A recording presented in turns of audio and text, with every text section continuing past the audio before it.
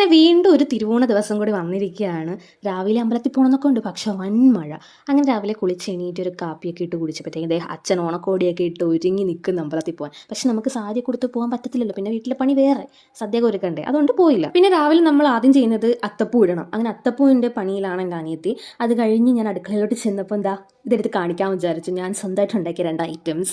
അതിലെനിക്ക് ഭയങ്കര സന്തോഷമുണ്ട്. ഇതൊക്കെ നിങ്ങൾക്ക് കേൾക്കുമ്പോൾ നിസ്സാരമായിട്ട് തോന്നും, പക്ഷെ ഉണ്ടാക്കി അത് കറക്റ്റായി വരുമ്പോഴാണ് അതിൻ്റെ ഒരു ഭയങ്കര ഒരു ഹാപ്പിനെസ് കിട്ടുന്നത്. അത് കഴിഞ്ഞ് അടുക്കളയിൽ പോയി ബ്രേക്ക്ഫാസ്റ്റ് എടുത്തു. പൂരിയും കടലക്കറിയായിരുന്നു. എല്ലാ പ്രാവശ്യം ഇഡ്ഡലി, സാമ്പാർ, ദോശ, അപ്പം ഇതൊക്കെ തന്നെയാണ്. അപ്പോൾ അതിൽ നിന്നൊരു ചേഞ്ച് ആയിക്കോട്ടെ എന്ന് വിചാരിച്ച് ഇപ്രാവശ്യം ഇതായിരുന്നു ഫുഡ്.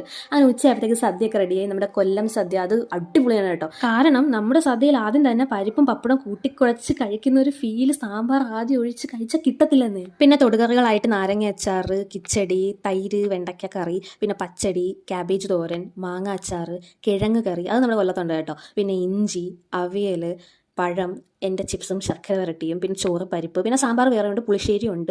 ഞാൻ പ്രത്യേകിച്ച് യൂട്യൂബ് നോക്കി ഉണ്ടാക്കിയ ബോളി വരെ ഉണ്ട് കേട്ടോ. അങ്ങനെ ഇതെല്ലാം സെറ്റാക്കി വന്നപ്പോൾ ഒരു നേരമായി. എങ്കിൽ പോലും നമ്മൾ ഒരുമിച്ച് കഴിക്കാനിരിക്കാറുള്ളൂ. അച്ഛൻ, അമ്മ, ഞാൻ, അനിയത്തി, അങ്ങനെ നമ്മൾ 4 പേരും ഇരുന്നു. പിന്നെ പ്രത്യേകിച്ച് ഒരു സാധനമുണ്ട്, ഇത് വെച്ച് പറഞ്ഞു കേട്ടോ, ഒരു ഇലയ്ക്ക് വേണ്ടിയിട്ട്. അങ്ങനെയാണ് ഈ ഒരു ഗ്ലാസ് വെച്ചേക്കുന്നത്. അത് കഴിഞ്ഞ് ലാസ്റ്റ് ഇതെല്ലാം കഴിച്ചിട്ട് പായസം കഴിക്കണ്ടേ. അങ്ങനെ ബോളി എടുത്ത് എനിക്കിങ്ങനെ ശർക്കര വരട്ടി പായസത്തിൽ മുക്കി കഴിക്കുന്നതാണ് കേട്ടോ ഇഷ്ടം. അല്ലാതെ കടിച്ച് തിന്നതിനെക്കാട്ടിയും സദ്യയുടെ കൂടെ കിട്ടിയാൽ ഞാൻ പായസം ചേർത്ത് കഴിക്കാറുള്ളൂ. ആദ്യം ഞാൻ ബോളിയിലോട്ട് പരിപ്പ് പായസം ഒഴിച്ചു, പിന്നെ അടപ്രഥമൻ ഒഴിച്ചു. നിങ്ങൾ വിചാരിക്കും എന്തൊരു കളറില്ലാത്തതെന്ന്. ഞാൻ പോയി അബദ്ധത്തിൽ എടുത്തുകൊണ്ട് വന്നത് വെള്ള ശർക്കരയായിരുന്നു ഗൈസ്, അതാണ് കളറില്ലാത്തത്. പക്ഷേ ടേസ്റ്റ് വ്യത്യാസമുണ്ട്. അതിനുശേഷം വെർമസലിയും കൂടെ ഒഴിച്ചു. നമ്മൾ ബ്രഹ്മസലി എന്നൊക്കെ പറയും കേട്ടോ ഇവിടെ. അതും കൂടെ വെച്ചപ്പോൾ നമ്മുടെ സദ്യ പൂർത്തിയായി.